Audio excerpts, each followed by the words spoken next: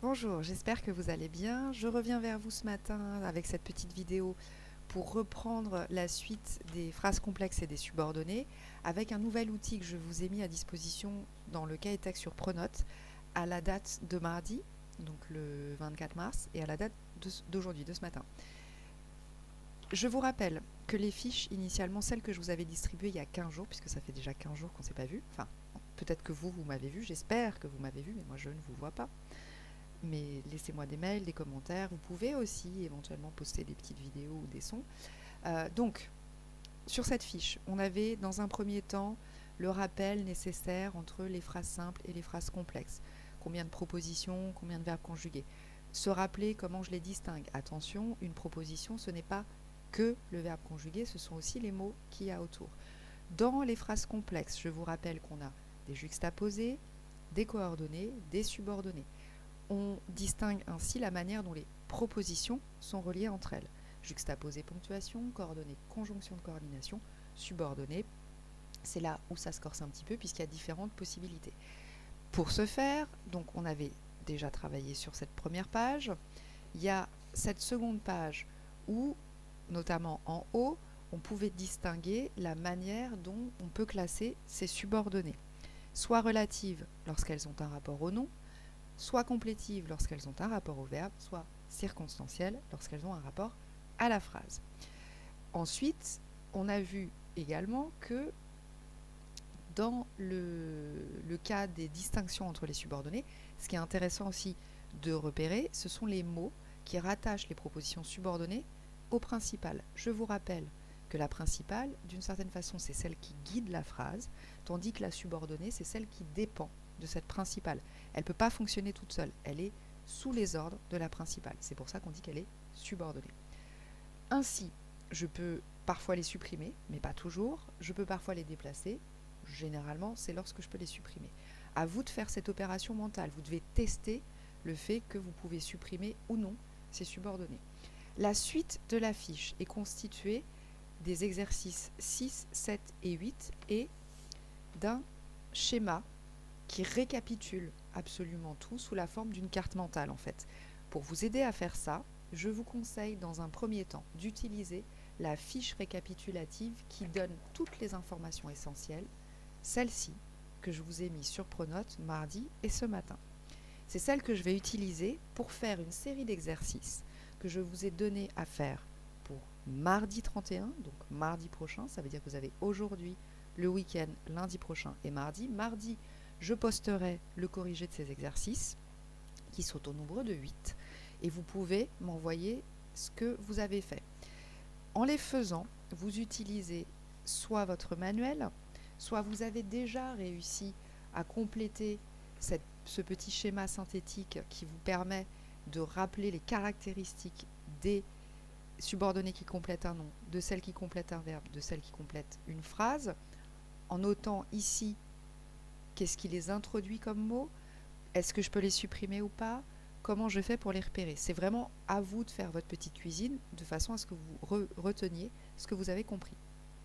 Et surtout, cette fiche, vous la gardez à côté pour les exercices puisqu'elle concerne, sur une page, vous avez absolument tout ce que vous devez retenir.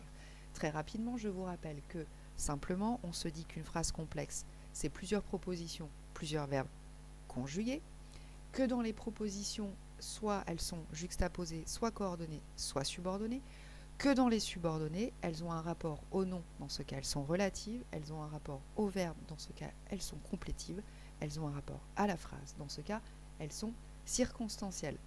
C'est ce que vous avez sur la fiche dans cette colonne, au-dessus de laquelle j'ai inscrit le mot nature. Je vous rappelle que la nature, c'est la classe grammaticale, c'est ce qu'est un mot, ou c'est ce qu'est une subordonnée. Tandis que dans l'autre colonne, vous avez le mot fonction, et ça vous permet de distinguer le rôle des mots ou des groupes de mots dans la phrase. Un homme est un homme, une femme est une femme peut être chirurgienne, mais elle peut être aussi écrivaine, ou bien professeur, ou bien vendeuse. Un homme est un homme, il peut être chirurgien, il peut être écrivain, il peut être professeur, ou bien vendeur. D'accord ? La fonction peut s'appliquer à différents types de mots. C'est exactement la même chose. Donc, Ce qui est important, dans ces exercices, sur les 2 pages que je vous ai mises également disponibles sur Pronote en format PDF et Word, progressivement, vous allez refaire exactement ces démarches-là. C'est-à-dire, dans un premier temps, je distingue les juxtaposés, les coordonnées, les subordonnées. Dans un second temps, je repère effectivement les relatives par rapport au nom. Dans un troisième temps, je manipule des phrases simples, donc des phrases où il y a un seul verbe conjugué, pour en faire des phrases complexes, donc où il y a plusieurs verbes conjugués, pour fabriquer des relatives, donc des phrases qui vont inclure une subordonnée en rapport avec un nom. Ensuite, des petites questions pour savoir si j'ai bien appris mon cours, une sorte de mini-quiz. Ensuite, la possibilité de distinguer les relatives des complétives ou les complétives des relatives, nom ou verbe. Ensuite, de construire vous-même une série de phrases complexes, cette fois avec des complétives. Donc les subordonnées, vous allez les construire pour rattacher de phrases simples, en faire une phrase complexe, mais cette fois en rapport avec le verbe. Et puis, vous allez ensuite à la fin donner la fonction de ces phrases complexes, de ces subordonnées qui sont relatives, complétives ou circonstancielles. C'est ça qui m'intéresse. C'est-à-dire que vous devez, pour les repérer correctement, vous rappeler que les subordonnées relatives, elles ont un rapport au nom. Elles ont pour fonction épithète, comme dans les expansions du nom. Quand elle est complétive, la subordonnée, elle est soit introduite par une conjonction de subordination, que, dans ce cas, elle est conjonctive, soit elle est introduite par un mot interrogatif du type si, qui, où, quand. Dans ce cas, elle est interrogative, ou bien elle est introduite par deux ou par part où il n'y a aucun mot, et dans ce cas, elle est infinitive. Ça veut dire qu'il y a un verbe et un infinitif derrière. Dans le cas des complétives, donc soit conjonctives, soit interrogatives, soit infinitives, pour fonction, elles peuvent être soit sujet, soit COD ou COI, soit attribut du sujet. Je vous rappelle que les attributs du sujet, ce sont des sortes de compléments, mais qui sont en fait des informations données sur le sujet grâce aux liens créés par les verbes d'état, ce qu'on appelle les verbes d'état, c'est-à-dire être, sembler, paraître, demeurer, etc., etc. Alors, je vais vous donner un exemple. Une complétive, si elle est introduite par une conjonction de subordination, que, elle peut effectivement être sujet. Par exemple, qu'il vienne semble improbable. Qu'il vienne, c'est le sujet dans la phrase, d'accord ? Pourtant, c'est une subordonnée. Elle est ici conjonctive, puisque c'est Q apostrophe, c'est que en fait. Je peux dire